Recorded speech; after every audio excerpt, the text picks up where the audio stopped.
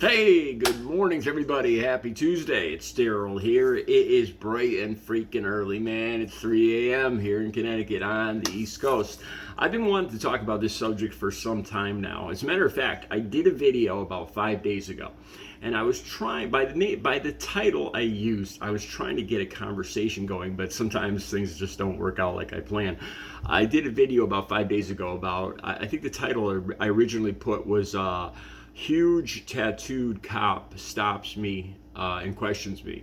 And I was trying to, there was a reason I put that there. The reason I put the tattoo there is because back when I was in my teens, in my 20s, cops did not get tattoos. Only like lower level, the bad side of society got tattoos. Like cops didn't get tattoos. And I kind of wanted to get a conversation going. I figured I'd get somebody commenting, somebody in their 20s or 30s saying, so what? And I'd get a conversation going, but that didn't happen. So I ended up taking tattooed off the name. I took the huge and tattoo part off the title. Okay, so today's video, I came across a story of Steve-O getting a face tattoo, and I'm going to talk about face tattoos because I'm going to say this right up front. I have never seen a face tattoo that I could even identify, let alone that I thought looked good. I think they are some of the most hideous things, the most ridiculously stupid, hideous things I have ever seen. That's my personal opinion. I'm really not trying to fire anybody up or insult anybody, but okay, so Steve-O gets a face tattoo. And not only does he get a face tattoo, but it's a tattoo of you could call him a D face. Okay, the D face, like a Johnson, the whole unit right above his eyebrow. The two boys here and the rest of it hanging over here. Yeah, so I see this, and it doesn't really surprise me that Steve-O. But let me tell you this: once I read the article, I understood it. I don't think it looks good, and I wouldn't do it myself. But I understood why he did it. I'll talk about that in a second. Okay, let me go back to like when I was in high school. No one, I'm 58 years old. I graduated from high school in '84. I'm a Gen Xer. And when I was in high school, no one had tattoos, let alone women. Women just did not get tattoos, man. If I ever saw a woman like with a tattoo on her arm, I would think, oh my God, what a freaking brute this woman. It would intimidate me. And it wouldn't be attractive to me. Back in high school, the only tattoos that people had were the homemade ones, the prison tattoos as you call them, and they were always the same thing. They were this right here, a cross with this little lines, or a dot here, and a dot on top, like a dot, like three dots. I think that goes back to like a Blue Oyster Cult album. Blue Oyster Cult is a band that was big back when as a matter of fact, I saw Blue Oyster Cult, Foghat, and the Whitford St. Holmes band with Brad Whitford in 1981. And I actually met Blue Oyster Cult's, Foghat's mother. One of the guys in Foghat's mother I met at the concert. Weird. That's another video. Okay, so like I said, back in high school, it was homemade tats, and it was always this, or the dots on top of the cross. And I don't think they had any clue what it meant. They just thought it looked cool or evil or sacrilegious or something like that. Girls never had tats. So you move up to the 90s when I was like in my late 20s and 30s. And that's when the era of the tramp stamps started, with women getting tats on their lower back. And we called them, they were tramp stamps. And the insinuation is exactly what you think it would be, something to look at while you're doing a one-nighter. So something interesting to look at, to read while you're taking care of business during a one-nighter. Seriously, I remember this. There was a time I've never gotten a tattoo, and I always, back in the 90s, tribals. The tribals were a big thing. I can't believe it was that long ago.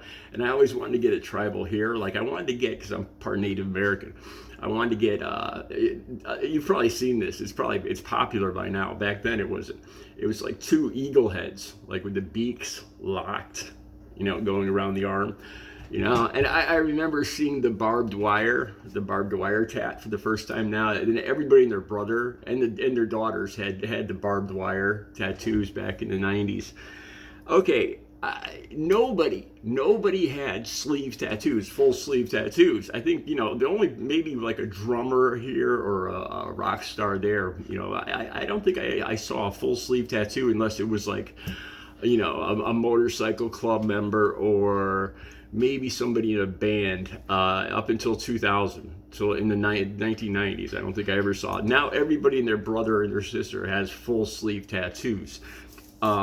Yeah, it's a whole different thing. Back when I was growing up, you go before I grew up, like in the 50s with the baby boomers, and only sailors, even a smaller percentage of, like only like 5% of the population or 2% of the population had tattoos back in the 50s and 60s, and it's grown substantially or exponentially ever since. And now I see kids in high school, and I see, honestly, I guess there's about 60%, I would say, of Gen Zers, of people in their late teens and 20s. I'd say probably, I'd guess 60-70% have tattoos now. It's like everybody, pretty soon it's going to get so popular and cool that it's going to be uncool. That the vast majority of people are going to have tats, and then that's when the fad starts to flip, and then it becomes cool not to have.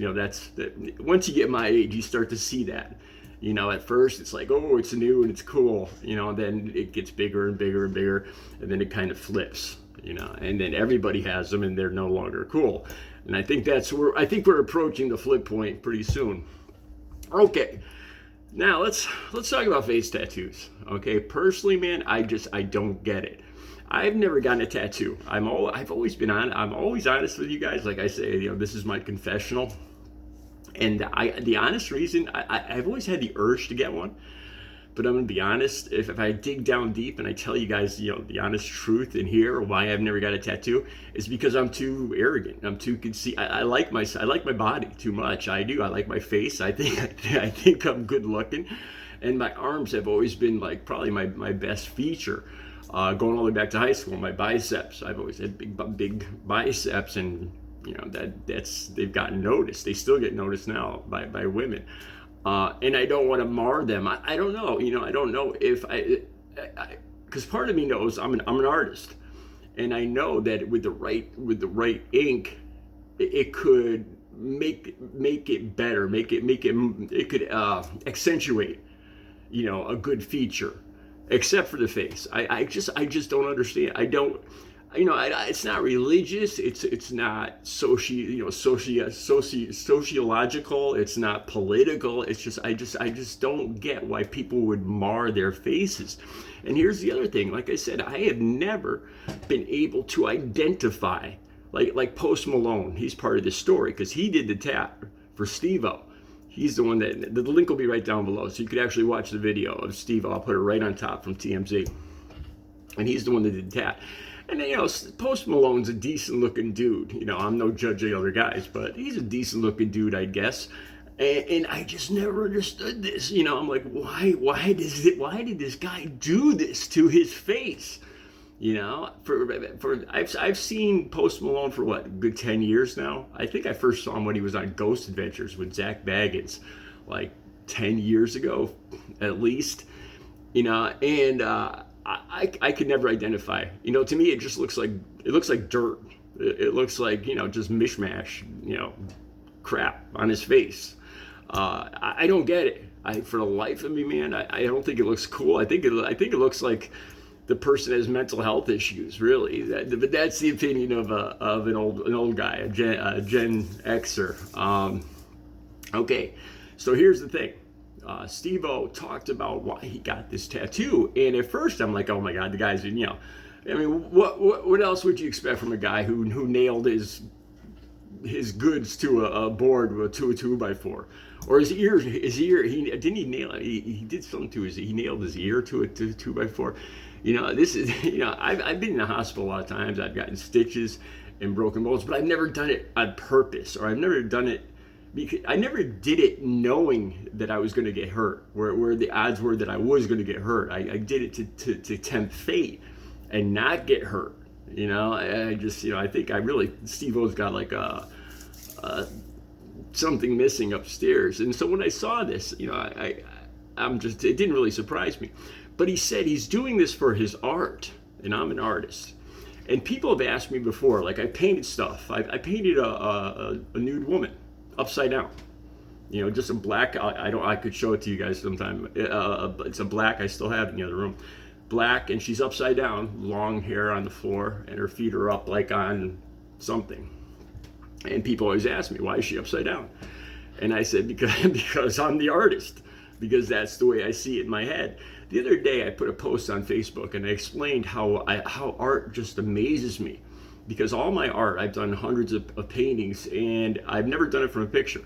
Every time I get an idea in my head, my imagination, and then I put it down, whether it's a landscape or a seascape or abstract, and I take something from my imagination and I put it down on canvas. And that is the coolest thing, because I have the ability to show people what's going on in my head, in my imagination. I could take something and pull it out of my imagination and show it to people. And that is such a huge blessing when you really think about it. Okay, so let's move up to Steve-O. Is this a blessing, putting this on his face? Here's how he explained it. He's got a tour going on, and he wants to see, this is how he explained it. He wants to see how long he will keep it on his face throughout his tour before he gets it lasered off. And I could then it actually made sense to me. He's looking for an incentive. He said he's looking to push his art, his boundaries, and he's pushing the hell out of them. That's what I think he said in the clip down below.